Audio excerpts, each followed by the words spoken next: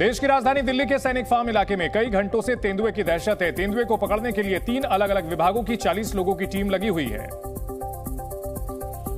लेकिन तेंदुए को पकड़ने में अब तक कामयाबी नहीं मिल पाई है। बीती रात तेंदुआ पहली बार हाई प्रोफाइल सैनिक फार्म इलाके में देखा गया था।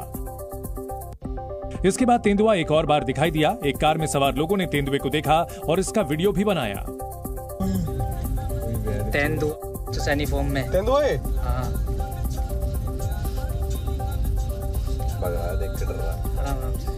चश्मदीदों के मुताबिक तेंदुआ सैनिक फार्म से सटे जंगल में घुस गया है। अब वो उधर से निकल के भागा रास्ते में छलांग लेते हुए, और मेरा और उसका 15 से 20 फीट का फासला था डिस्टेंस में। इतनी डिस्टेंस में वो मेरे पीछे भागा, मैं आगे भागा, तब वो क्रॉस करके और इस वाले फॉरेस्ट में गया। जो तेंदुआ देखा गया है वो 80 से 90 किलो का फुल साइज का है।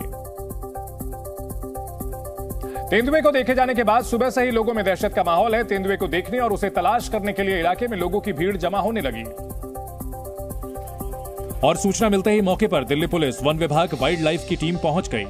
आरडब्ल्यूए ने भी सुरक्षा गार्ड जगह जगह तैनात कर दिए। मौके पर 40 से ज्यादा लोगों की टीम तेंदुए को ढूंढने और उसे पकड़ने में लगी हुई है। वन विभाग की टीम ने 2 बड़े बड़े जाल मंगवाए हैं। तेंदुए को इंजेक्शन देकर बेहोश करने की भी कोशिश हो रही है। एक फार्म हाउस है यहाँ पे जो सामने ही, फिर हम उधर गए तो उधर ये बता रहे थे कि उधर है वो।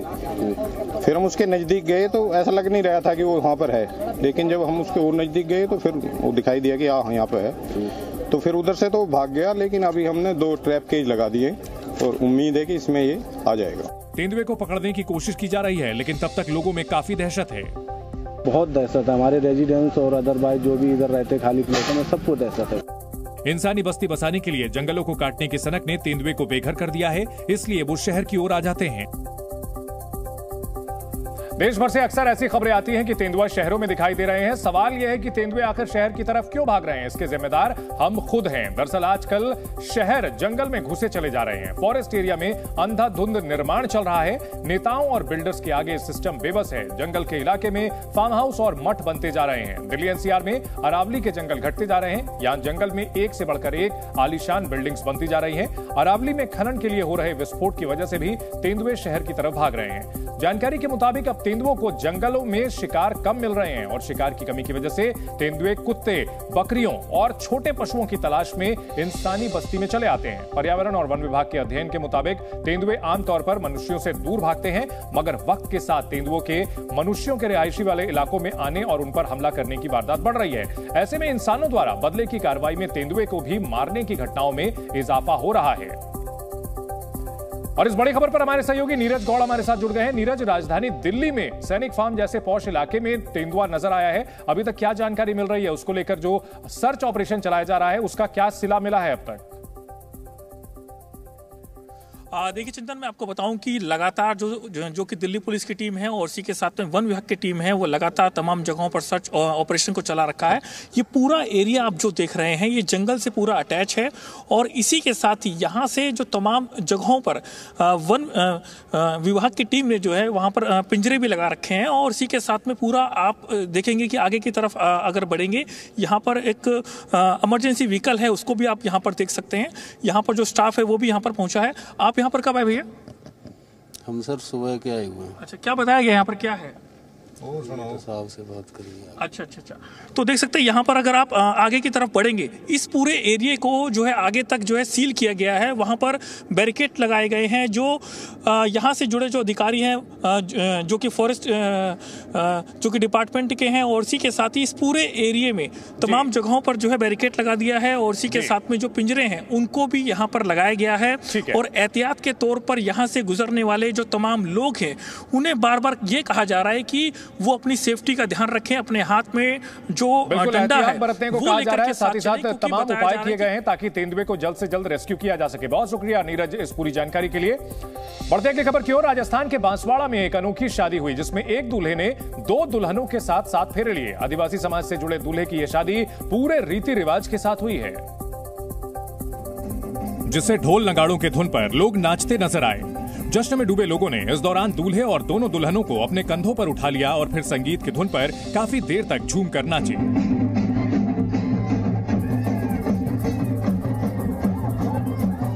बताया गया कि दूल्हा नरेश पारगी को 2013 में रेखा से प्रेम हो गया था और वो उसे अपने साथ ले आया, लेकिन शादी किए बिना ही वो उसके साथ रहता रहा। इसके बाद 2018 में नरेश पारगी को अनीता नाम की लड़की से भी प्रेम हुआ और उसे भी वो अपने घर ले आया, लेकिन कमजोर आर्थिक स्थिति की वजह से वो दोनों से शादी नहीं कर पाया। लेकिन अब नरेश ने पूरे रीति रिवाज के साथ दोनों से शादी की। शादी किया और छोड़ा भरा, फिर मेरा परिवार हम तीनों खुश हैं। बताया गया कि उनके समाज में 2 शादियों का रिवाज पुराना है। शादी समारोह प्रोग्राम करके निपटाया और ऐसा हमारे आदिवासी समाज में चलता है। कई सारे लोग 2-2 औरतें भी लाते हैं। इस शादी को देखने आसपास के लोग भी बड़ी तादाद में पहुंचे थे। कतर में 8 भारतीयों की मौत की सजा को लेकर कुछ राहत भरी खबर आ सकती है। भारत के नौसेना प्रमुख ने दावा किया है कि सरकार कतर से पूर्व नौसैनिकों को वापस लाने की कोशिश कर रही है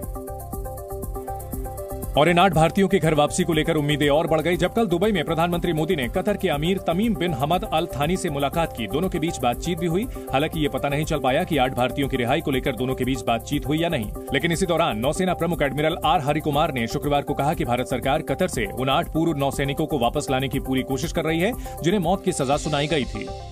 As far as the ex-naval officers who are there in Qatar, they are veterans, and we are, as veterans, we are interested in ensuring that their welfare is taken care of. The government of India, I just want to reassure you that government of India is putting all out effort to ensure that they are brought back. भारतीय नौसेना के 8 पूर्व कर्मियों को Qatar की एक अदालत ने इजराइल के लिए जासूसी करने के आरोप में 26 अक्टूबर को मौत की सजा सुनाई थी। हालांकि भारतीयों के खिलाफ लगाए गए आरोपों को सार्वजनिक नहीं किया गया है। मौत की सजा के खिलाफ एक अपील दायर की जा चुकी है और कतर की उच्च अदालत ने इसे स्वीकार भी कर लिया है। तमिलनाडु में माईचोंग चक्रवात आने की आशंका जताई गई। तमिलनाडु में पिछले कई दिनों से लगातार बारिश हो रही है। ऐसे में मौसम विभाग ने तेज बारिश के साथ साथ प्रदेश के तटीय इलाकों में माईचोंग चक्रवात आने की भी आशंका जताई। साथ ही मौसम विभाग ने मछुआरों को मछली पकड़ने के लिए न जाने की चेतावनी दी। दिल्ली में प्रदूषण का स्तर लगातार बढ़ रहा है। ऐसे में दिल्ली की हवा दिन ब दिन जहरीली हो रही है। आज दिल्ली का औसत AQI 378 दर्ज किया गया। साथ ही धुंध के चलते लोगों को काफी दिक्कतों का सामना करना पड़ा। दिल्ली में खराब मौसम का असर हवाई सेवाओं पर देखने को मिला। खराब मौसम की वजह से दिल्ली एयरपोर्ट से कम 18 फ्लाइट्स के रूट को डाइवर्ट करना पड़ा। सभी फ्लाइट्स को जयपुर, लखनऊ, अहमदाबाद और अमृतसर की ओर डाइवर्ट किया गया।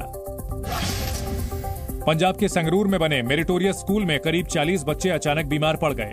उल्टी और पेट में दर्द की शिकायत के बाद उन्हें अस्पताल में भर्ती कराया गया। बच्चों के परिवार वालों का आरोप है कि कुछ दिनों से बच्चों को सही खाना नहीं दिया जा रहा था, जिसकी वजह से बच्चे बीमार हुए। Z News।